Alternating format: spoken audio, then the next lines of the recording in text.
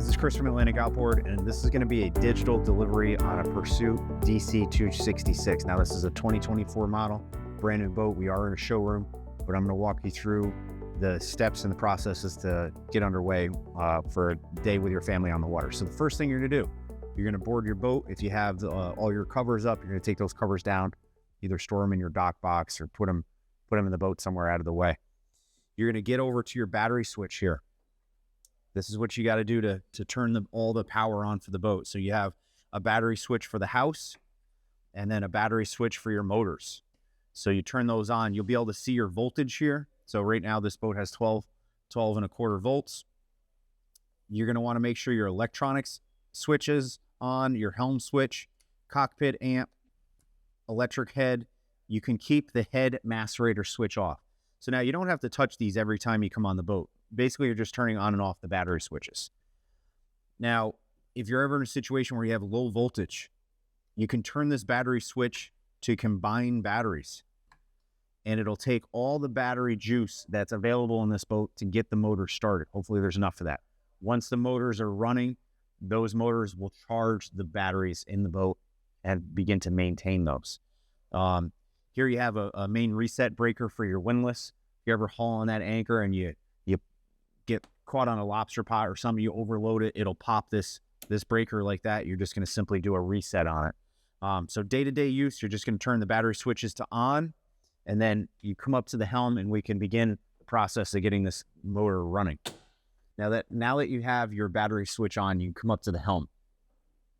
So the first thing you're going to want to do is make sure that your safety lanyard is in. The boat will not start if you don't have that safety lanyard in. It's just going to be a little horseshoe clip that goes in there. You tilt the motors all the way down until they're in the water at the lowest position, and then you can come over here and hit start. That'll fire up the motors. As long as you have your key fob close by, those motors will fire right up. While those motors are warming up, always keep in mind, you don't want to have little kids walking around or somebody cleaning and accidentally hitting this. The boat will get underway and in a fast process, even if you're tied to the dock. So while the motors are idling, just make sure everybody's aware to stay away from these. At this point, you can start loading gear into your storage, get people on the boat, and then you can start untying the boat to get ready to make way. Just so you understand how all this stuff works, you will have a GPS mounted here. This will be your tilt helm. You have your stereo with Bluetooth, your trim tabs. This is going to be your digital gauge for your motors. So right now you have 0 RPM.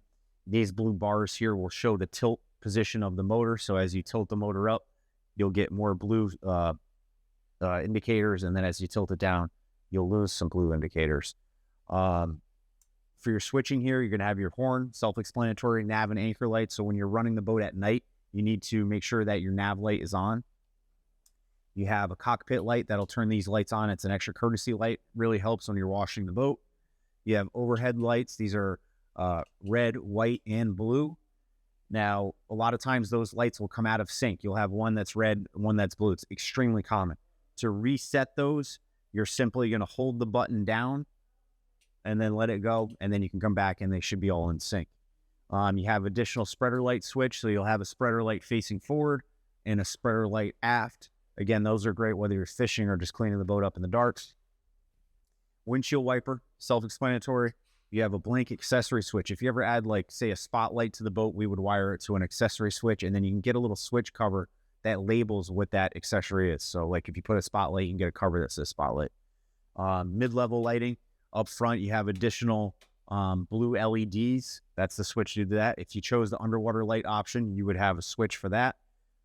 These are generic panels, so whether you have underwater lights or not, you're going to have a switch for it. Deploy and retrieve, that's going to be for your windlass, so you can operate the windlass from the helm or up in the bow. There's going to be a remote that I show you in the future here. Aft bilge, so the bilge pump is hardwired to your battery, so even if the battery switch is off, you can maintain the water level in your boat. So if you're at home, you get a big rainstorm, for whatever reason, water gets into the bilge, even with the battery switch off, the boat will pump that water out once the water level reaches the float switch. Now, if you're washing the boat and you just wanted to pump any residual water out, you could manually hit that switch and it would pump any of that water out. That's as long as there's enough water in there to do so. There's a freshwater switch.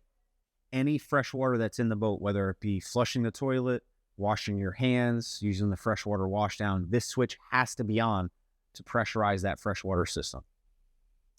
The washdown is a saltwater washdown. So basically it takes the water from outside the boat, runs it up through a through-hole valve, and it'll service a saltwater washdown. That switch has to be on to use your saltwater washdown. Live well, as soon as you hit that switch, it'll pump seawater into the live well, maintain a water level in there with an overflow, and you'll be able to keep your bait, or, you know, if you caught a couple sea bass or a fluke or something, be able to keep that fish alive. Power steering, that's a generic switch panel. These new motors, this boat has the new digital electric steering F200 Yamaha.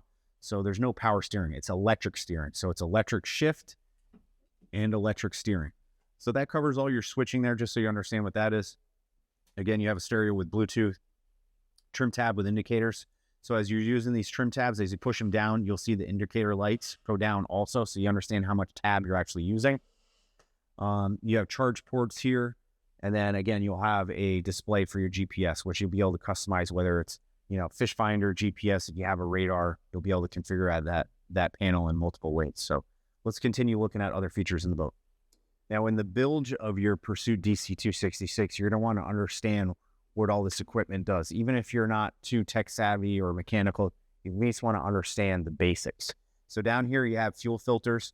Now, our service technicians will be able to replace those. It's recommended that you replace your fuel filters annually, but you also have important stuff like through-hole valves.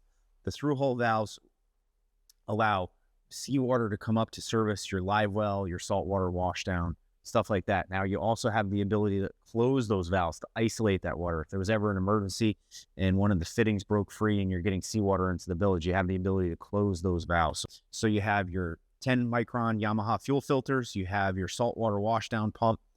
This particular boat has the batteries down there. They're elevated at a higher elevation, so there's no seawater intrusion on those batteries. You have bilge pumps in the back.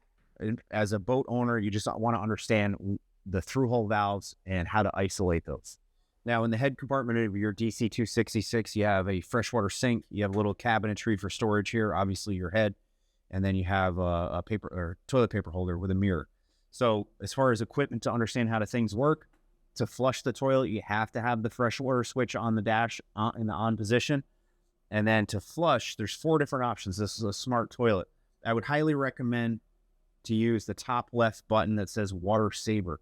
It's more than enough water, but if you're doing like the double flush, you're going to be filling your waste system with too much water, and then you're actually going to be using too much of your freshwater capacity. So I would just stick with the water saver option. That black switch is the switch for your overboard macerator. So if you're 3 to 4 miles offshore, you have the ability to dump waste overboard. Not many people are doing that. Most people, you bring the boat back to your marina, and it's a free pump out service. They'll come to your boat and pump the waste out. But if you did want to pump overboard, there's a valve in the bilge, which will show you. That valve has to be open. On the battery panel, there's a breaker that says macerator pump. That has to be on. And then you physically have to hold that switch down, and that'll pump all the waste overboard.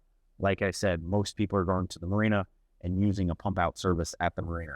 So not too many complex features going on down here. You do have a light in the head, turns on and off there, and some cabinetry with fresh water. But let's continue to look at some other items.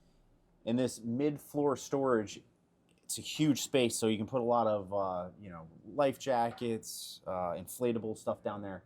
But when we talked about overboard discharge, there is a valve down here that you would need to open.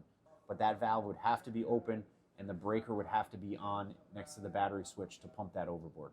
Now in the bow anchor windlass compartment, you're going to simply open this up.